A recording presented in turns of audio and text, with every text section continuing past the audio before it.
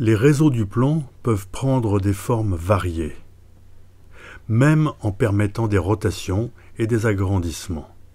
Comment peut-on changer la forme d'un réseau? Une première méthode consiste à faire glisser les points du réseau vers la droite ou la gauche avec une vitesse proportionnelle à la hauteur. Les points de l'axe horizontal ne bougent pas et les autres disparaissent à l'infini vers la droite ou la gauche. Mais à mesure qu'ils se déplacent, chaque point d'une ligne horizontale atteint la position qu'occupait le point suivant et le réseau retrouve sa forme d'origine. Cette déformation revient donc périodiquement à la forme initiale.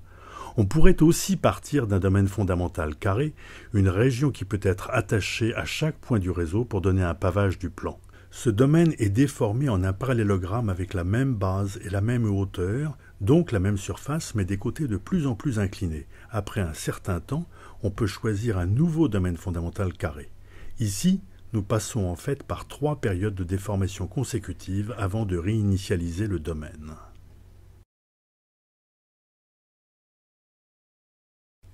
Une autre façon de changer la forme du réseau consiste à faire une rotation, comme les étoiles tournant autour de l'étoile polaire. Si les points suivent des cercles, le réseau ne change pas de forme, mais ils peuvent également suivre des ellipses. Dans tous ces cas, après un certain temps, le réseau, et aussi chaque point individuel, revient à sa position initiale. Un domaine fondamental retrouvera donc aussi sa forme initiale.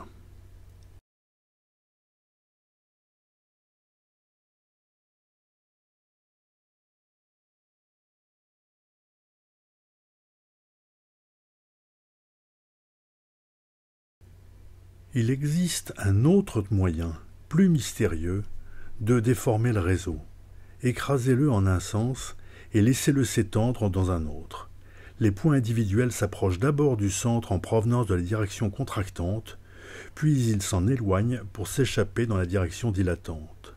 Ils suivent des hyperboles admettant ces directions comme asymptotes. Si la direction est bien choisie, chacune de ces hyperboles contient une infinité de points du réseau. Là encore, les points individuels s'échappent à l'infini, mais la forme initiale du réseau est restaurée au bout d'un certain temps. Cela n'est pas évident si nous suivons la déformation du carré initial. Celui-ci est bientôt remplacé par un parallélogramme très plat écrasé dans la direction de la ligne en expansion, et on a besoin d'un changement très radical pour retrouver la forme initiale. Et maintenant, pour quelque chose de complètement différent. Considérons une forme en L composée de 2 rectangles. On modifie cette forme un peu à la façon d'un boulanger, en l'écrasant dans le sens vertical et en la laissant s'étendre horizontalement pour que la surface reste toujours la même. Lorsque le grand rectangle devient trop grand, on découpe une partie du côté externe et on l'empile sur le petit rectangle. C'est exactement comme ça que les mathématiciens appellent cette opération. Couper et empiler, cutting and stacking en anglais. On peut continuer ensuite tant que le grand rectangle ne disparaît pas lorsque l'on coupe. Ici, les dimensions ayant été judicieusement choisies, on retrouve rapidement la situation de départ et on peut continuer indéfiniment en retrouvant le même dessin. Pour garder un souvenir de ce que nous avons fait, nous pouvons faire une sorte de pâte feuilletée en gardant la couleur initiale. On obtient une suite de couleurs intéressantes qui est la même pour les 2 rectangles, sauf pour les 2 premiers niveaux. C'est ce que les mathématiciens appellent une suite sturmienne.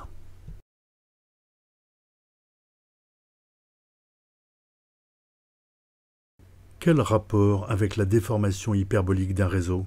Revenons à l'image précédente. Les points se déplacent sur les hyperboles et les 2 lignes noires asymptotes constituent un élément essentiel de la figure. Les choses deviennent plus simples si on change de point de vue et si on fait pivoter ces asymptotes pour les prendre comme axe. Le réseau est maintenant écrasé verticalement et étendu horizontalement. Comme auparavant, nous pourrions prendre un domaine fondamental carré et le suivre car il est écrasé en un parallélogramme de plus en plus plat. Dans cette image, il apparaît clairement que les lignes verticales et horizontales sont préservées. On peut alors utiliser un nouveau domaine fondamental en forme de L avec ces directions. Au fur et à mesure que le réseau est écrasé, le domaine est compressé en hauteur et étendu en largeur. Avec un dégradé de couleur approprié, nous pouvons mettre en évidence le retour du réseau à lui-même. Nous allons étudier cette région fondamentale plus en détail, en commençant par un zoom avant.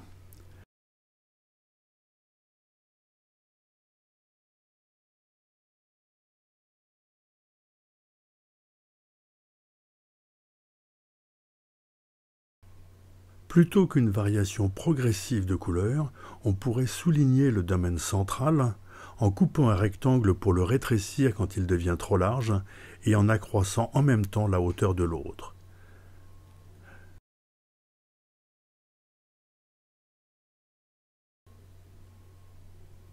La périodicité devient plus claire si l'on s'arrête lorsque le réseau revient à sa forme initiale pour couper et empiler. On voit bien que la région qui disparaît a la même forme que celle qui apparaît.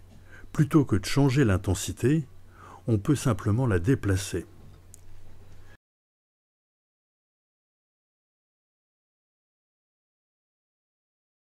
De cette façon, plutôt que de voir des rectangles qui apparaissent d'en haut et disparaissent à l'infini sur le côté, on voit une forme qui retourne sur elle-même. Cette transition d'une forme en elle à elle-même est l'opération de coupe et d'empilement que nous avons présentée précédemment.